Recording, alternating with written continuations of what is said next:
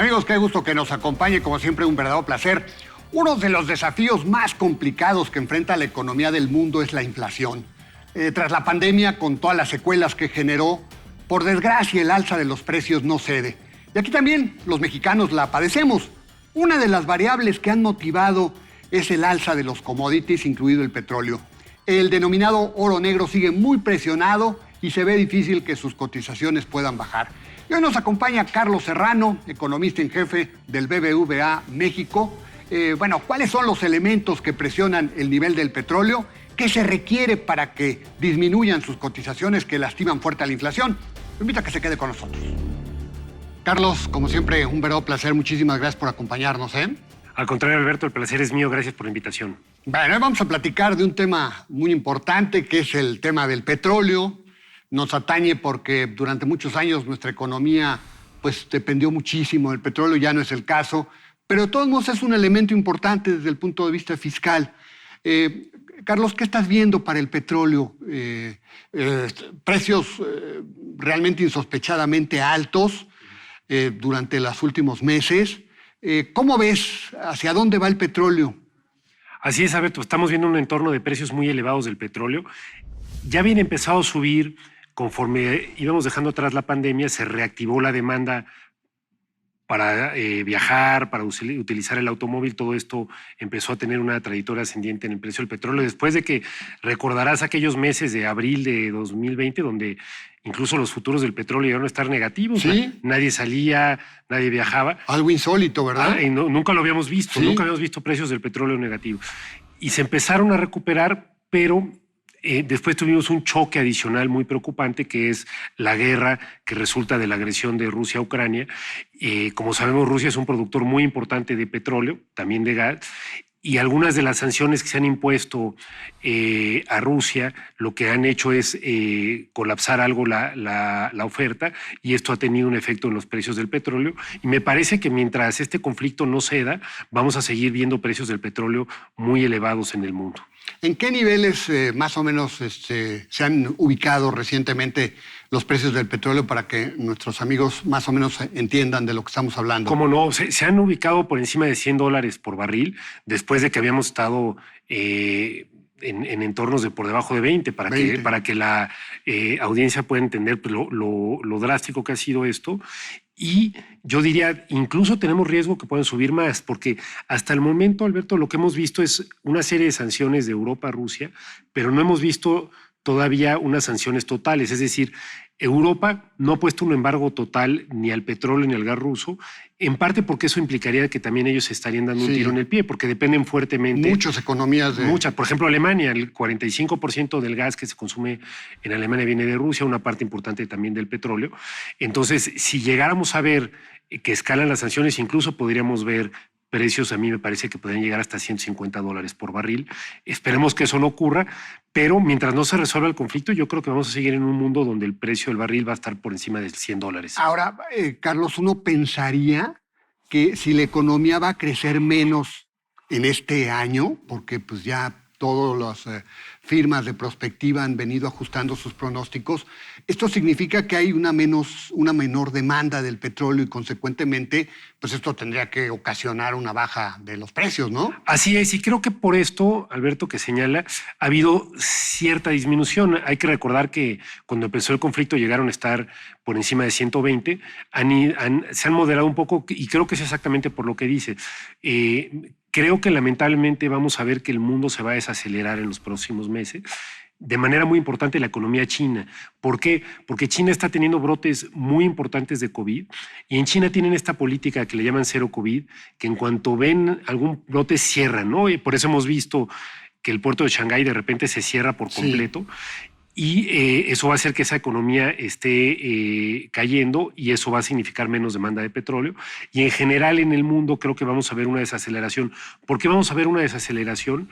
Porque estamos viendo un entorno de inflación muy complicado, en parte por estos precios elevados de petróleo, pero también por precios de alimentos muy elevados, también consecuencia de la guerra. Hay que recordar que Rusia y Ucrania son pues, un granero importante del mundo. Ahí se produce alrededor de una tercera parte del trigo que se consume en el mundo, una tercera parte de la cebada. Es también Rusia un productor muy importante de fertilizante. Y entonces esto nos está teniendo más inflación en el mundo, y lo que es lo que vamos a ver a los bancos centrales, ya lo estamos viendo, apretando más la política monetaria. Eso creo que también va a desacelerar el crecimiento y algo va a ayudar a que se moderen los precios del petróleo.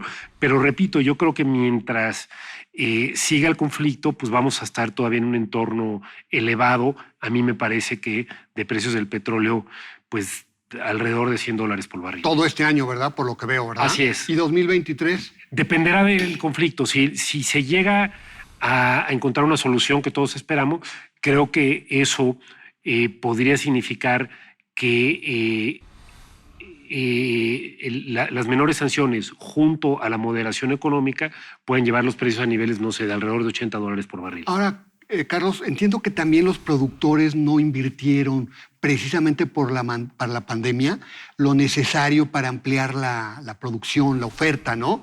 Esto podría ser otro elemento que sin pudiera duda, incidir. Sin duda, Alberto. Lo que en parte ocurrió es, durante la pandemia, al colapsarse la demanda, pues no se invirtió suficiente, y se unió otro fenómeno, que es que veníamos, el mundo, en esta transición energética para transicionar a energías más limpias.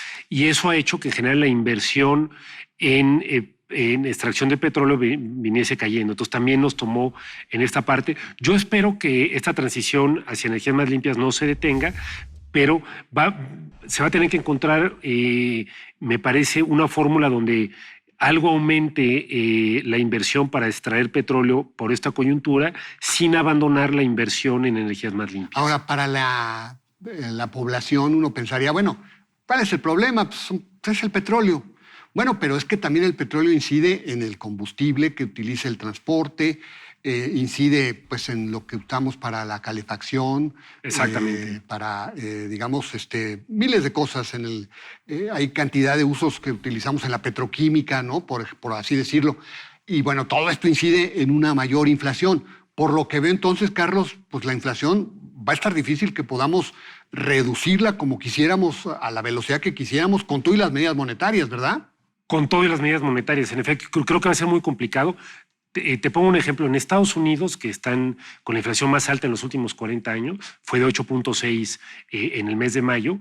La mitad de esa inflación, exacto, 4.3, se explica por energéticos y alimentos. Entonces, esto es muy complicado, sobre todo, como dices, los energéticos inciden en los precios de muchos otros bienes, entre otras cosas porque la mayoría de los bienes se transportan en carretera y eso hace que aumenten más. Entonces, me parece que la política monetaria está apretándose para tratar de anclar las expectativas y que no veamos una espiral inflacionaria por un tema de desanclajes salariales. Pero yo coincido contigo. Normalmente la política monetaria es más efectiva cuando las presiones vienen por el lado de la demanda. Ahora lo que tenemos es presiones por el lado de la oferta, por este choque que ha traído la guerra, y en ese sentido va a ser más complicado contener la inflación. Repito, mientras no se solucione el conflicto, yo creo que va a ser difícil ver una bajada muy sustancial en los precios del petróleo. Ahora, Carlos, uno pensaría pues que como México exporta petróleo, pues esto es muy bueno, entonces, qué bueno, pues nos va requete bien. Pero entiendo que, por otro lado, pues somos importadores de un montón de cosas, entre ellas gasolinas, ¿verdad? Exactamente. ¿Qué tan favorable es esta correlación de lo que se está presentando, esta alza de precios? ¿Qué tan favorable es para México o qué tan desfavorable? ¿Cómo está la situación? Tocas un muy buen punto, Alberto, porque hoy ya es desfavorable para México un aumento en los precios del petróleo. Durante décadas fuimos un país que tenía una balanza comercial petrolera superavitaria, esto es decir, exportábamos más petróleo o derivados de lo que importábamos productos. Hoy la balanza comercial petrolera de México es negativa, porque como bien apunta, si bien exportamos petróleo, hoy lo que importamos, sobre todo de gasolina, es mayor. Entonces, para la economía de México, hoy un aumento en los precios del petróleo representa un choque negativo en los términos de intercambio, y eso es negativo. Es distinto el efecto para las finanzas públicas, pero para la economía en su conjunto, esto ya representa un choque negativo que afecta al crecimiento justamente por esto. A partir de 2016, esta balanza comercial petrolera se tornó deficitaria y desde entonces aumentos en los precios del petróleo son negativos para la economía de México. Y digamos, dado que el tema petrolero ha tenido un cambio, digamos, en lo que tiene que ver con la política pública, ya no hay tanta participación del sector privado, es improbable, ¿no?, que podamos convertirnos en un productor más intenso, más importante, porque pues, la plataforma petrolera y de exportación va a seguir un poco acotada, dado que el principal actor sigue siendo Pemex, ¿verdad? Estoy totalmente de acuerdo contigo, Alberto. Yo creo que México lamentablemente está sentado sobre unas reservas muy importantes de petróleo, sobre todo en aguas profundas del Golfo de México, pero yo creo que eso no se va a explotar si no se reanudan los contratos con el sector privado, porque Pemex no tiene el capital necesario para toda la inversión que se requiere en exploración, y sabemos por la situación que atraviesa Pemex y también el gobierno federal, tampoco tiene la experiencia para extraer petróleo en aguas profundas. Creo que ahí la solución sería estos farm-outs, estos contratos con el sector privado que permitirían traer ese capital, traer esa experiencia, y a la vez sería positivo para el gobierno, porque hay que recordar que los farm-outs que se llegaron a dar le representaban derechos al gobierno muy importantes, cercanos al 45, 50%. Entonces me parece que esa sería la ruta para aumentar. Pero por ahora yo coincido contigo, mientras esto no ocurra, en los siguientes años no hay nada que sugiera que la producción de petróleo va a aumentar. Y en finanzas públicas decías, bueno, es favorable para el alza del petróleo para las finanzas públicas, pero está el boquete que se va a generar con el subsidio de la gasolina. Todos nos estamos beneficiando de ese subsidio cuando vamos a cargar a la gasolinería, pero al final de cuentas eso tiene un costo, ¿no, Carlos? Tiene un costo muy grande, digamos. Yo creo que aquí vale la pena explicarlo. No creo que sea algo irresponsable fiscalmente. ¿Por qué? Porque el gobierno va a gastar un monto muy importante, primero porque ya dejó de recaudar el impuesto especial para gasolinas, el IEPS, y encima de eso hay que dar un subsidio. Nosotros hemos hecho un cálculo y pensamos que si los precios del petróleo oscilan los $100 por barril, eso puede significar que el gobierno gaste alrededor de 500,000 millones de pesos este año en no trasladar los mayores precios a las gasolinas. Ahora, esto se paga también con los mayores precios del petróleo, porque mayores precios del petróleo significan que las exportaciones y las ventas de petróleo de Pemex tienen un mayor margen. Nosotros estimamos que eso podría ser alrededor de 620,000 millones. Entonces, es decir, esto se paga y no va a ser un boquete a las finanzas públicas. Ahora bien, eso no quiere decir, Alberto, que sea una buena política pública. Yo creo que no es una buena política pública por dos razones. La primera es regresiva. Regresiva. Y segundo, es antiecológica, porque lo que vemos en países avanzados es que cuando suben mucho los precios de las gasolinas, las personas usan más transporte público, o si van a cambiar de auto, a lo mejor compran un híbrido. Estas señales de mercado no las estamos mandando. Bueno, muy bien, pues Carlos, muchísimas gracias, te agradecemos mucho. Como siempre, muy interesante. Como siempre, Muchas siempre gracias. Es un placer estar contigo. Gracias, Carlos. Con una economía que crece menos, el nivel de las cotizaciones del petróleo tendrían que disminuir, pero pues va a depender del tamaño de la oferta global. La propia guerra en Ucrania ha modificado también los flujos de algunas importaciones como las de Rusia, y pues la pandemia también generó sus estragos. Como quiera, también a México le provoca serios desequilibrios, además de la inflación. Y es que si bien somos productores y exportadores, también importamos gasolina. Lo invito a la próxima semana, aquí a la misma hora, con más nombres y nombres. Hasta la próxima.